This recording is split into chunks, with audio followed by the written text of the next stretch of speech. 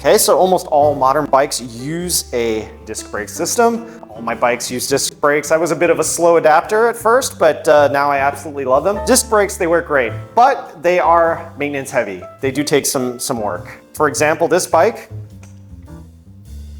you can see we're not getting a lot of movement here. We have brake rub. Brake rub is super common. You put your bike in the car, you drop it on the side, you just bump into it. Sometimes you can dislodge that brake caliper and cause some rubbing. So what we're gonna do is we're gonna look at a few ways to get your brakes not rubbing. Okay, so one tool we can use to get us in the right direction is this brake caliper alignment tool. So it comes in two parts. What you're gonna do is open it up and carefully put this on the rotor, put the silver part, and you're going to slide it in between the brake pads of the caliper. And what that's going to do is it's going to center that brake caliper to the rotor, and it'll get you pretty close. So what you then are going to use is your Allen key, and you're going to slowly and carefully tighten up that caliper again. Again, you're going to tighten one bolt a little, until they're nice and tight. Okay, then when they're tight, you're going to rotate the wheel and the rotor backwards to remove the tool. Take a look, it looks a lot better, and then there you go. You got your brake nice and centered. Okay, so you've centered your caliper, but you notice you're still getting a bit of rub.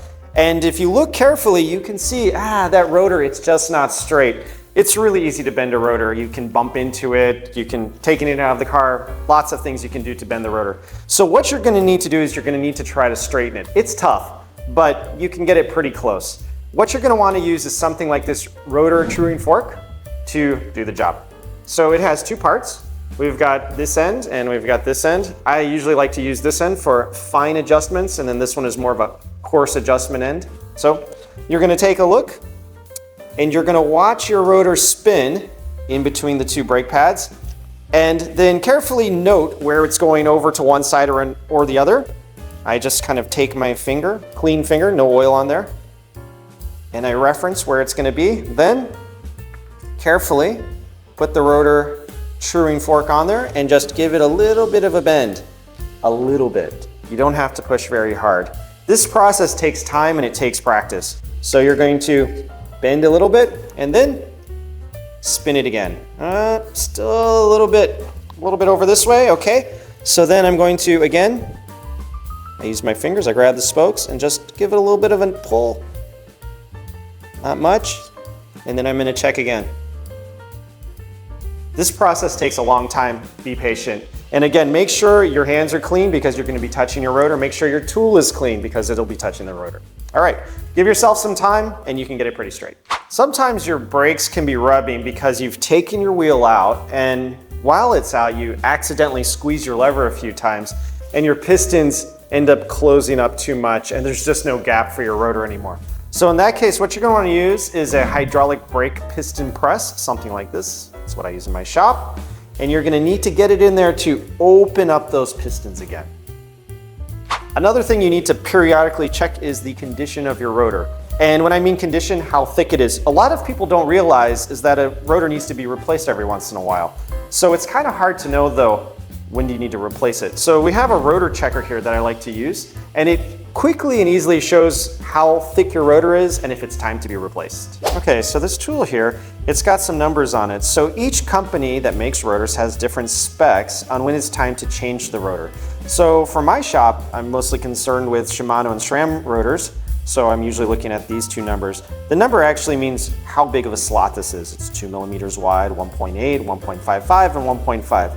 So what you're going to want to do is identify your rotor manufacturer. In this case, it is Shimano. So with Shimano, they recommend at 1.5 millimeters, the slot size, it is time to change the rotor. So if I can slide this tool onto the rotor, and I'll check in a few places, if I can slide it on there, it is time to change the rotor. Now this is a relatively new rotor, so you can see, nope, not going.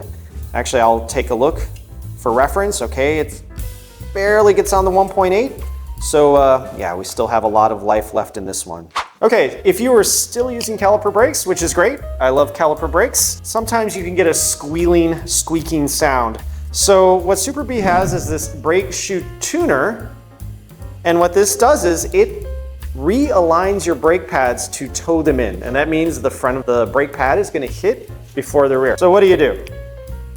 Your tool, you're gonna look, you have a thin side and a thick side.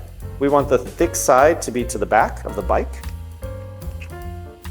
We're going to open the brakes up just a little bit to get the tool in, making sure everything's nicely aligned.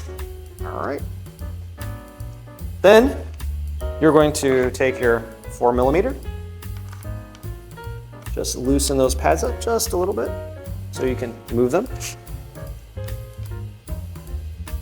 Okay. Then we're going to, again, look, make sure they're aligned well, give them a little squeeze to reset the angle. Then, once they look good, tighten it back down again. Okay, great. Then you can remove the tool.